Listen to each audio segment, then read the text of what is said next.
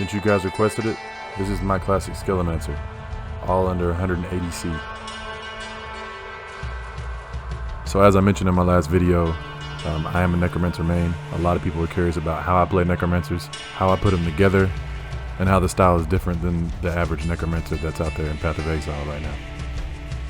So number one, I'm not a melee type player. It doesn't really favor my playstyle. I don't do the Cyclone, Cast Wall Channeling, Bone Offering, Desecration builds.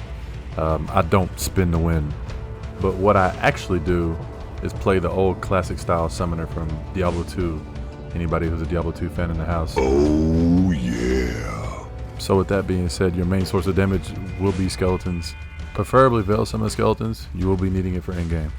If I can also add, there's something comforting about having 50 bajillion bony bros on your screen at once. For people out here looking for information on how to build this, this is my setup. There is no specific way. It's very flexible. There is no right or wrong way. I think that minions can be ran in thousands of different ways with supports, so this is just what I run. So there's this item called the Queen's Escape. It's the faded version of Queen's Decree. A lot of people overlook it because it takes up the slots of being able to be defensive with a shield and a wand, but this thing is super OP.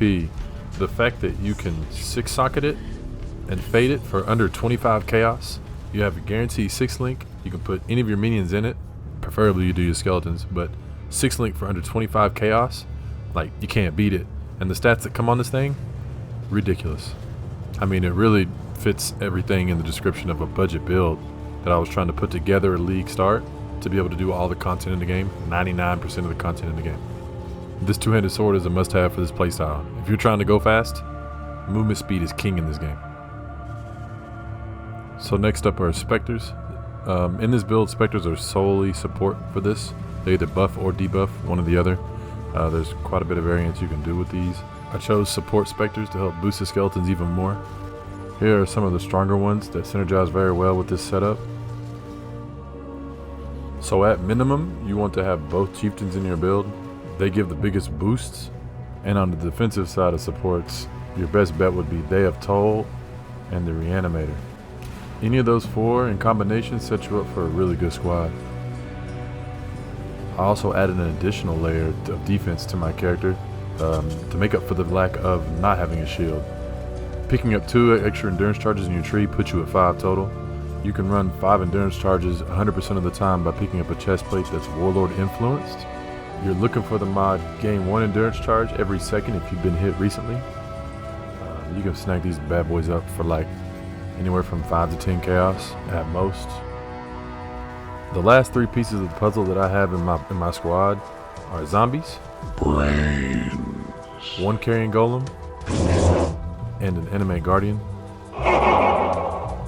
The carrying golem and zombies are tied together by the same supports, and the enemy guardian is tied with the specters via supports also. These 3 pretty much sew up the tail end of the build when it comes to party members. I mean, honestly, I just can't wait to Path of Exile 2 where we have enough sockets so we're not so starved as Necromancers. But I'm going to touch on aura and utility skills.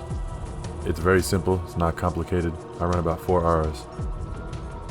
There's really not much to be said about these. Just make sure you leave yourself enough mana to cast your spells and utilities. Flame Dash is my travel skill, and Flesh Offering is the big boost of speed for the squad. I mean, to add some finishing touches, the rest of your gear, it should be, pretty simple. It's rares with a bunch of life on it and a bunch of res. You want to make sure that you're capped out on your reses, and you want to make sure you have a bunch of life so you don't get one shot. I mean, let's be honest, I don't think anybody wants to get pappied by a touch of God, or smacked around by a syndicate. Just make sure you get your shit together and everything will fall into place.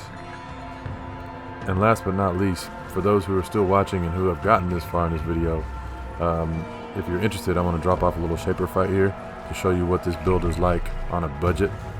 I think it's day 7 this is. But yeah, if you guys like this content in this video, hit that like button and subscribe for me, please. I appreciate you guys very much. Until next time, I'm out.